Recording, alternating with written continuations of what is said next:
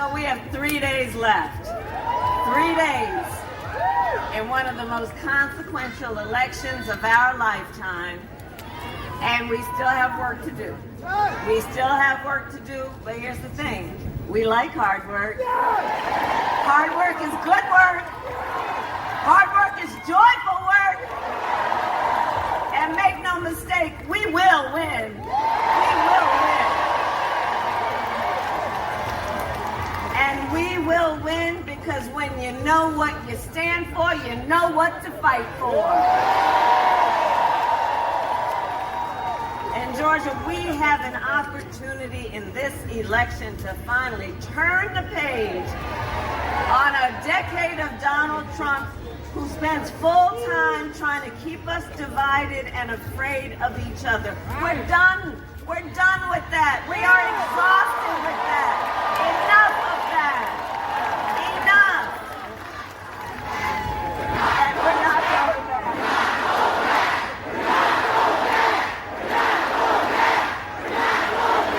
And we are not going back.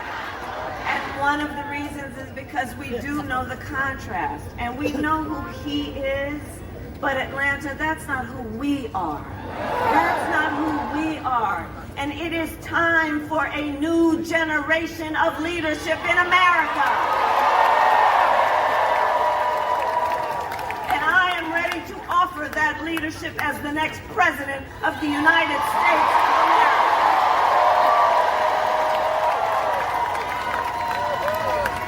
And Georgia, you know me. I'm not afraid of tough fights. Evidently. For decades, I was a prosecutor. I was the top law enforcement officer of the biggest state, and I won fights against the big banks who ripped off homeowners, against for-profit colleges that scammed veterans and students, against predators who abused women and children, against cartels that trafficked in guns and drugs and human beings. I won those fights. And I pledge to you, if you give me the chance to fight on your behalf as president, there is nothing in the world that will stand in my way.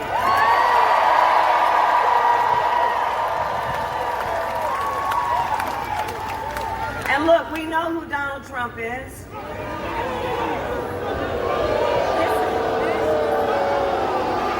And because we know this is not someone who is thinking about how to make your life better. This is someone who is increasingly unstable, obsessed with revenge, consumed with grievance, and the man is out for unchecked power.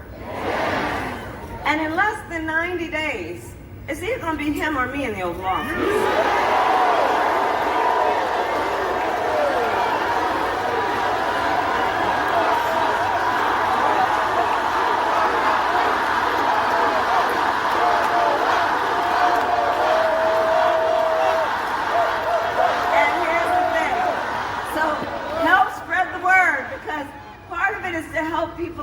You can imagine in your mind the Oval Office, right? You can picture it. We've seen it on TV. So just imagine, if he is elected on day one, Donald Trump would walk in that Oval Office with his enemies list, stewing over an enemies list. When I am elected, I will walk in on your behalf with my to-do list. My to-do list. And at the top of my list is bringing down the cost of living for you. And that will be my focus every single day as president. I will give a middle-class tax cut to over 100 million Americans. I will enact the first ever federal ban on corporate price gouging on groceries. We need a medic over here, please. We need a medic over here. If everyone can just part a little bit so we can let somebody through. Okay. All right. See, this is what we do. We look out for each other. That's how we roll. That's how we roll. And that's what leadership looks like. Everybody here.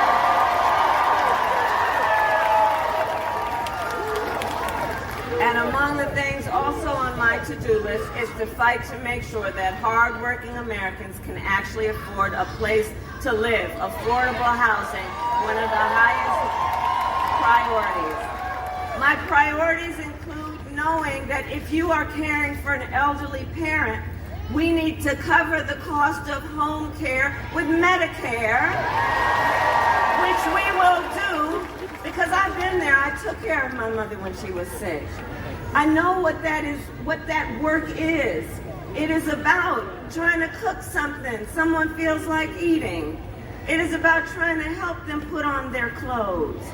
It's about trying to put a smile on their face or make them laugh from time to time. It's hard work, and it's work that is about dignity, and it is not right that the current situation is such that you'd either have to spend down your savings to qualify for Medicaid or quit your job to be able to take care of a family member, especially if you are in the sandwich generation, which means taking care of your children while you're taking care of your parent. A lot of what motivates me in my work is it's about dignity. The dignity of all people, that all people deserve that dignity to be able to not just get by, but get ahead. Which is why my plan will also lower the cost of child care. We will cut taxes for small businesses. Do we have any small businesses in the house? Oh, I love our small businesses. You all are the backbone of America's economy. We will lower health care costs because I believe health care should be a right and not just a privilege of those who can afford it. On the other hand, Donald Trump's answer to the financial pressures you face are the same as they were the last time. Another $1 trillion in tax cuts for billionaires and the biggest corporations. And this time, he would pay for it with a 20% national sales tax on everything you buy that is imported.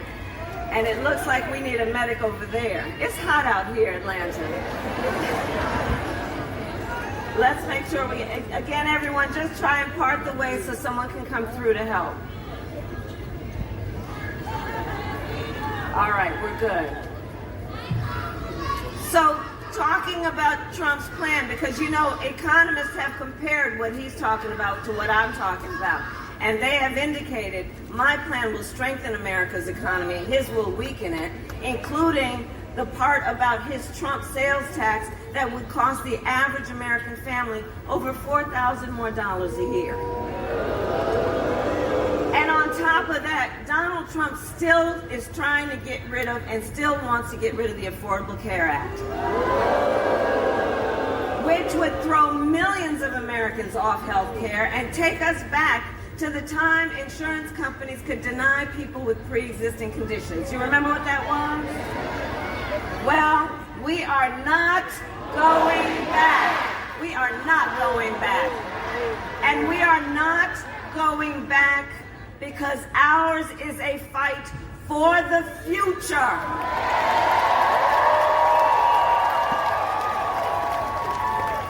And ours is a fight for freedom. Like the fundamental freedom of a woman to make decisions about her own body and not have her government tell her what to do.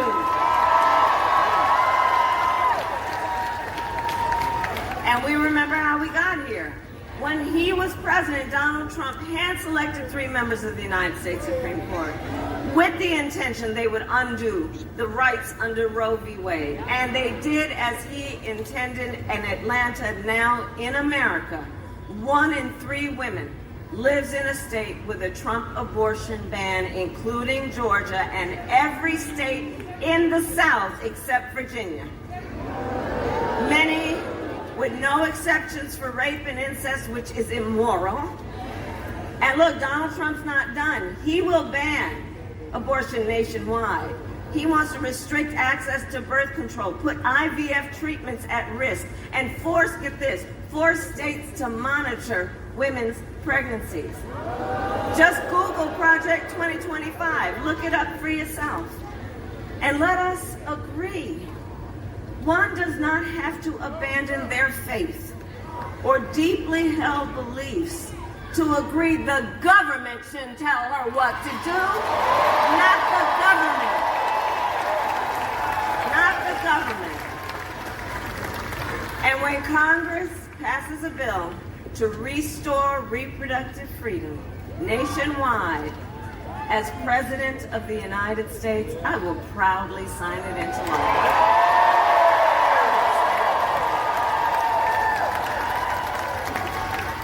So, Georgia, I am here to ask for your vote. I am here to ask for your vote.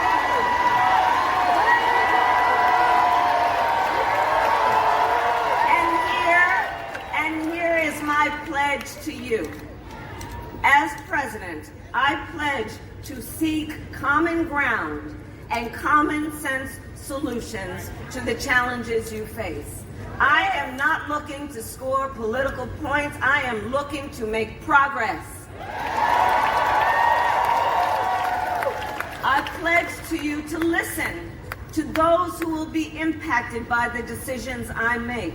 I pledge to you to listen to experts and to listen to people who disagree with me. Because unlike Donald Trump, I don't believe that people who disagree with me are the enemy. He wants to put them in jail. I will give them a seat at the table. That's what real leaders do. That's what strong leaders do. And I pledge to you to always put country above party and self, and I pledge to you to be a president for all Americans. That is my pledge to you, Atlanta. And let me ask, anybody here already voted? Oh my goodness. Well, thank you. Thank you. Thank you.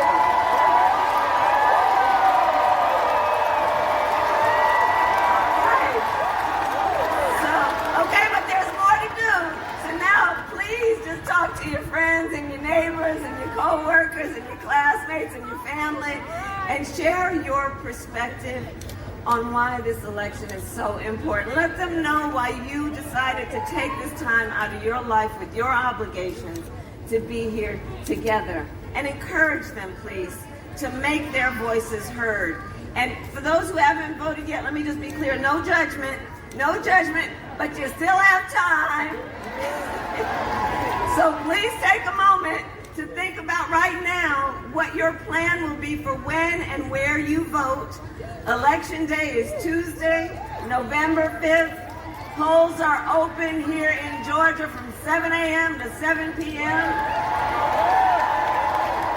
Remember to bring your photo ID. Go to iwillvote.com for all the information you need. And everyone, please help me spread the word on all of that.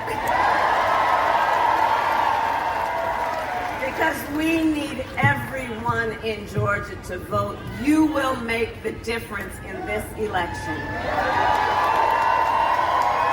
You will make the difference. So look, it all comes down to this. We are all here together from all different kinds of walks of life.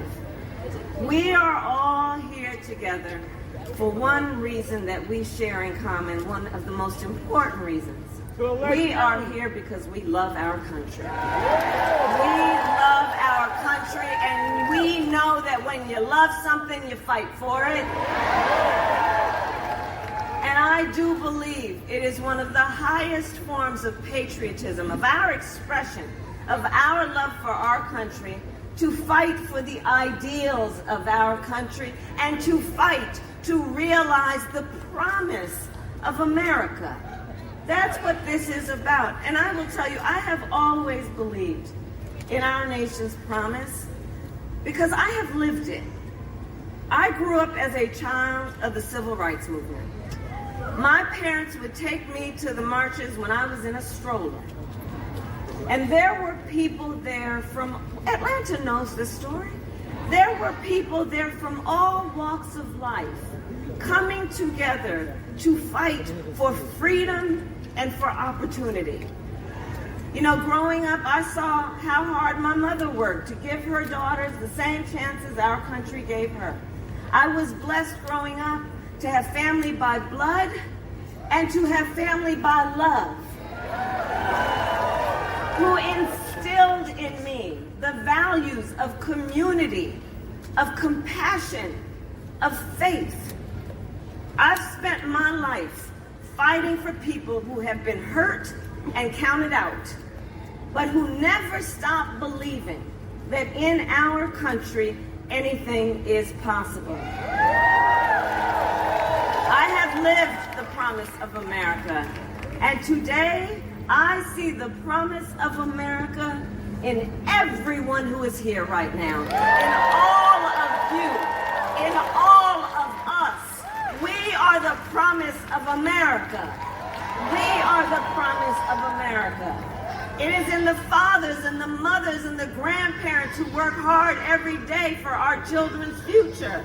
It is the women who refuse to accept a future without reproductive freedom and the men who support them. In Republicans who never voted for a Democrat before but put the Constitution above party. I see the promise of America in all the young leaders who are voting for the very first time. Raise your hand. Where are you? I love Gen Z. I love Gen Z. Oh. Because see, this generation, you are rightly impatient for change. You are rightly impatient for change. You are determined to live free from gun violence and tackle the climate crisis and shape the world you inherit. For this generation, none of these issues we're talking about are theoretical or political. It is a lived experience for you. And I see your power. And I am so proud of you. And to everyone, can we hear it for our first-time voters?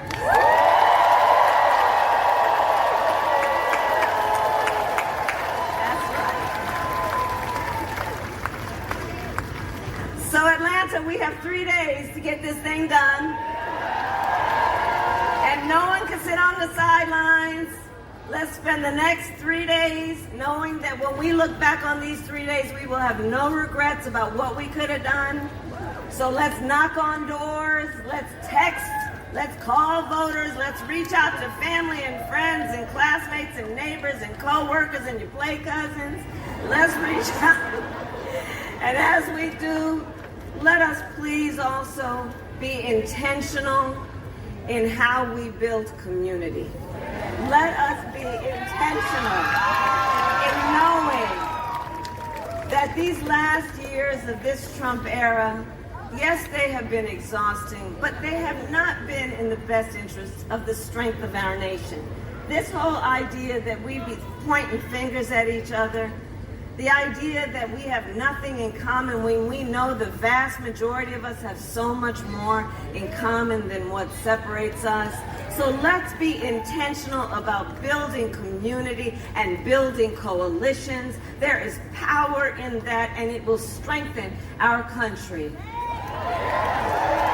And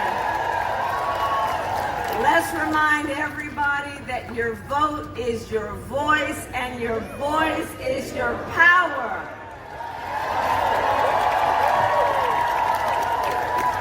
So, Georgia, today I ask you, are you ready to make your voices heard?